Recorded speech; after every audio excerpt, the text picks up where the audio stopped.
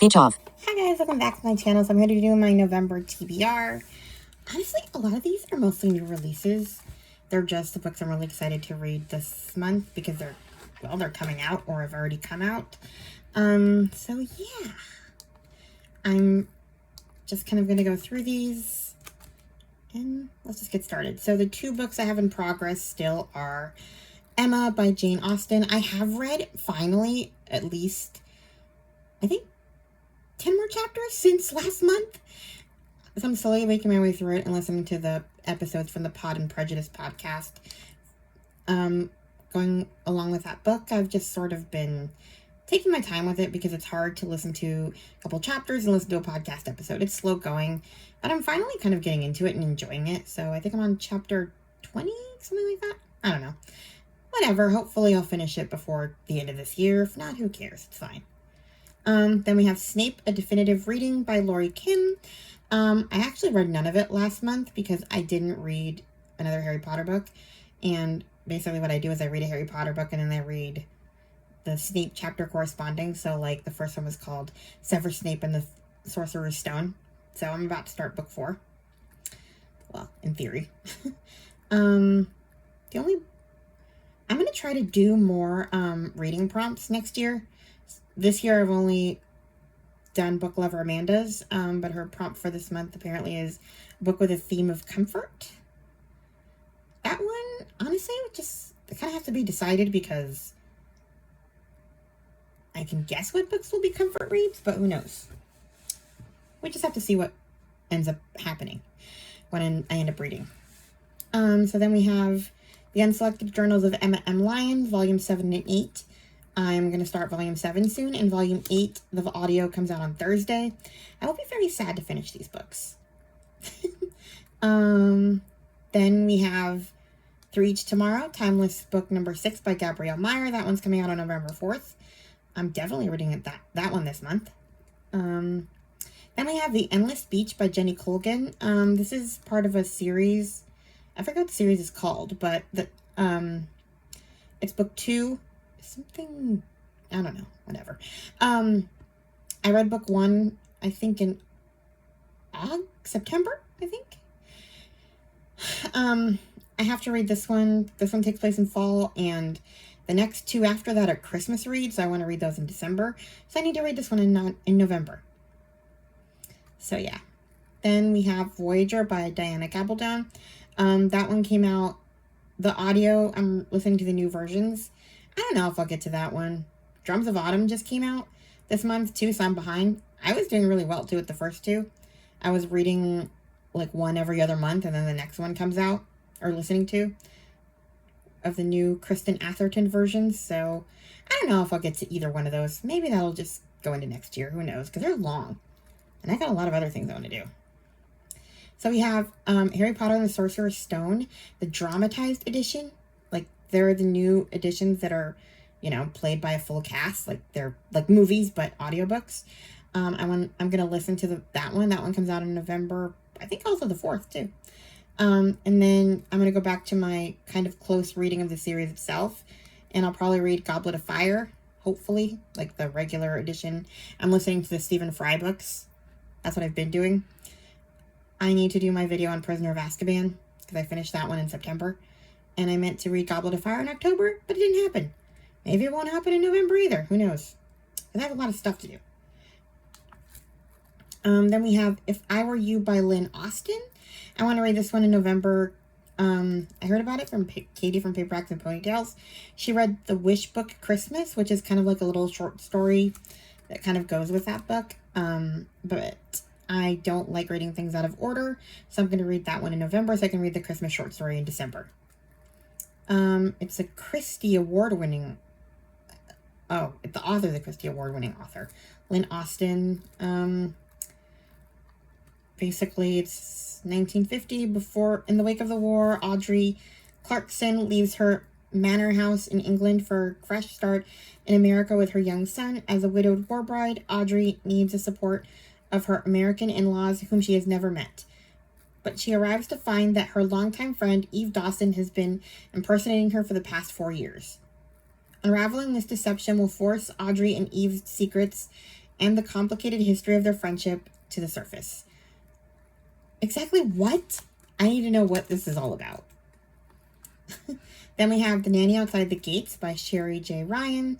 This one came out October 7th, and I was saving it for November so I could read all the spooky stuff.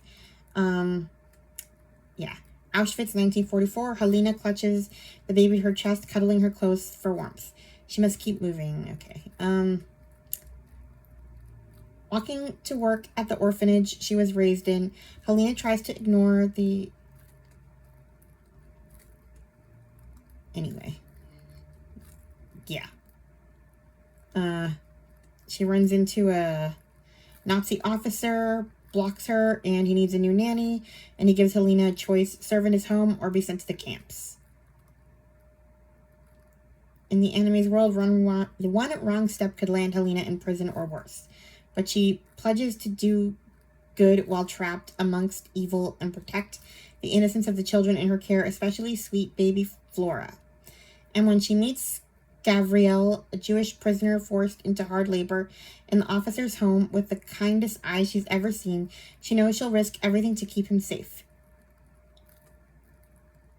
But then one day, Helena discovers a letter hidden in the book her mother left for her as a baby. She always wanted to know who she really was, yet that knowledge has plunged her into unimaginable danger. My guess? Oh, okay. I'm going to stop reading there. Yeah. I already started listening to this one.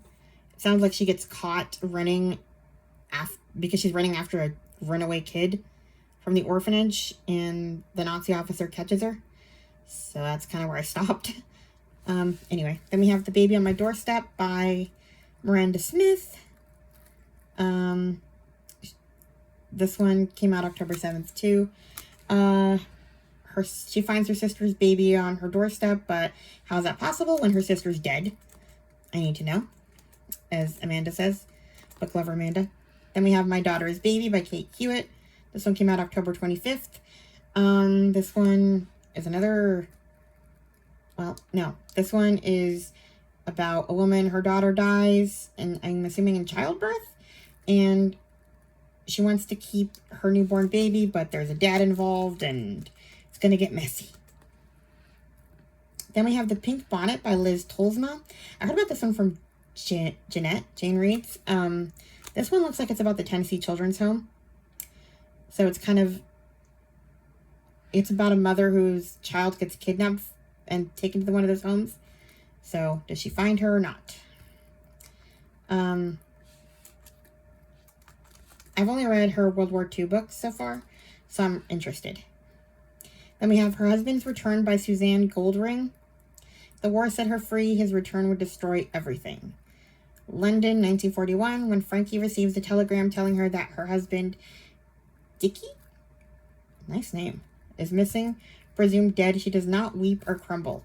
Instead, she feels a freedom that she's not felt since her wedding day, the day her husband's eyes didn't light up when he saw her walk down the aisle. She wishes she could tell someone the truth about her marriage, but she is too ashamed to share the secrets hidden behind their black front door.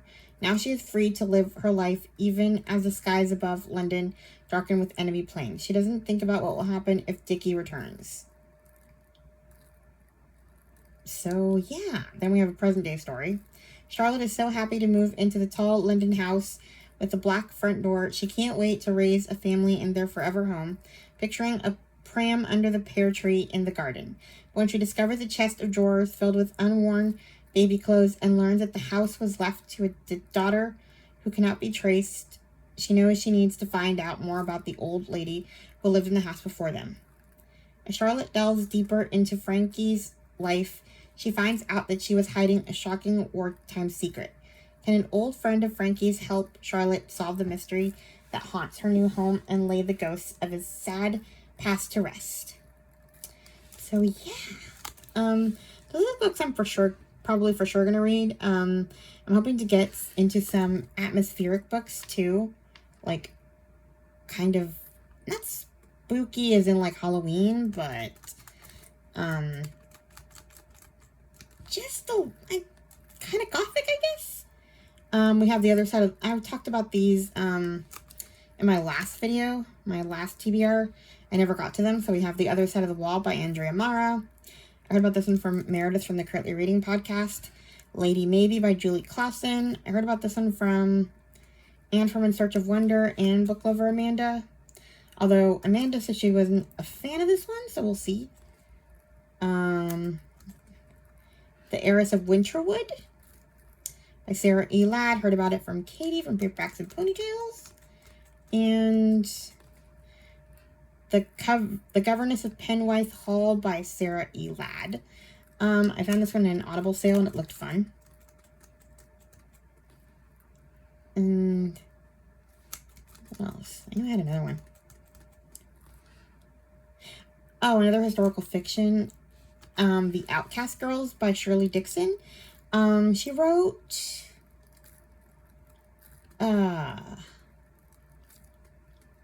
another book that I just read about twins who like are their mom dies, and it's in the same series. But yeah, this one is about two older girls that were in that series, or in that other book. And yeah, how they kind of stick together. One of them, her brother disappears on her, and the other one, I think, was in an orphanage. Oh yeah, the book was called The Lost Children. So this one was called The Outcast Girls. And yeah, we run into people from The Lost Children. Okay, I found the description. After a devastating childhood at Blakely Hall, orphaned 15-year-old Sandra is released. She finds work as a housemaid, finally able to put her past behind her, but the start of World War II throws the country to turmoil, and her brother, Alf, is sent away to fight, leaving her completely alone. Germany, 1939. 11-year-old Frida is about to board a ship bound for England with her brother, Kurt. Life at home is perilous, with synagogues set alight and innocent lives lost to the Nazis. They have no choice but to flee, and only their identity cards and a small suitcase. With only their identity cards and a small suitcase. But at the last moment, as Frida stands on the deck, crammed with frightened children, she spots her brother jumping off back to land. So, yeah. I guess her and Sandra meet up somehow? Well, they meet up at the farm, which we kind of know from the other book, I guess. But I guess we get to hear the details. So we'll see how that goes. Then we have, it's nonfiction November, so I do have a list of nonfictions that I might get to. We'll see. There's a lot. I'm not a big nonfiction reader, so I tried to list a bunch that I'm interested in. So we have Farewell to the East End by Jennifer Worth. I actually got the idea to finish this series off from Chloe because she's going to read Call the Midwife, which is the first one in the little trilogy. So Farewell to the East End is the last one I haven't gotten to. Then we have Treasures from the Attic, The Extraordinary Story of Anne Frank's Family by Miriam Pressler. It sounds like this is a hodgepodge of letters and diaries and stuff like that a relative found. So I'm interested. Although maybe I'll save that one for Epistolary January. We'll see. Then we have Maid, Hard Work, Low Pay, and a Mother's Will to Survive by Stephanie Land. This is based on well, the Netflix show is based on this book, Maid. It's about a woman who's fleeing a bad relationship with her toddler. So the first book is Maid, and then the next one is Class. I don't know if I'll get to both. Then we have 50 Years in Polygamy, Big Secrets and Little White Lies by Kristen Decker. I'm actually going to listen to Tisha. She does reality TV reviews. And she's got a bunch of playlists with different polygamy-related books she's read. I've been wanting to read this one, and I bought it on Kindle, but I hate reading on Kindle if I can help it. I don't like my phone reading to me. I'd rather have a person reading to me. And if I can't get the audiobook, I'll take it. Tisha actually does pretty well, for not being a professional reader or anything. Anyway, Kristen Decker is Christine Brown's aunt. Then we have The Carpool Detectives, a true story of 4 moms, 2 bodies, and 1 mysterious cold case by Chuck Hogan. I heard about this one from Meredith from the Currently Reading podcast. My hold just came in from the library, so that one's going to get read because there's people waiting for it. And then the last one was something I was not expecting, My Good Side by Sheena Shea. I wasn't really even that interested in reading it initially, but I was bored and I was scrolling through like the skip the line loans at my library, and I found that one. And I was like, you know what? It's nonfiction November. I'm not paying any money. Let's go. Let's see what else she says. I already know one big secret from the book, but why not? Let's read Sheena's autobiography. So yeah, that is everything that I plan on reading in November. It could change, you know. I've been meaning to get to more backlist historical fiction, but I don't know, just these books are calling to me. So, yeah. It's practically all new releases. Please like, comment, and subscribe, and I'll talk to you guys in my next video. Bye. Stop recording video.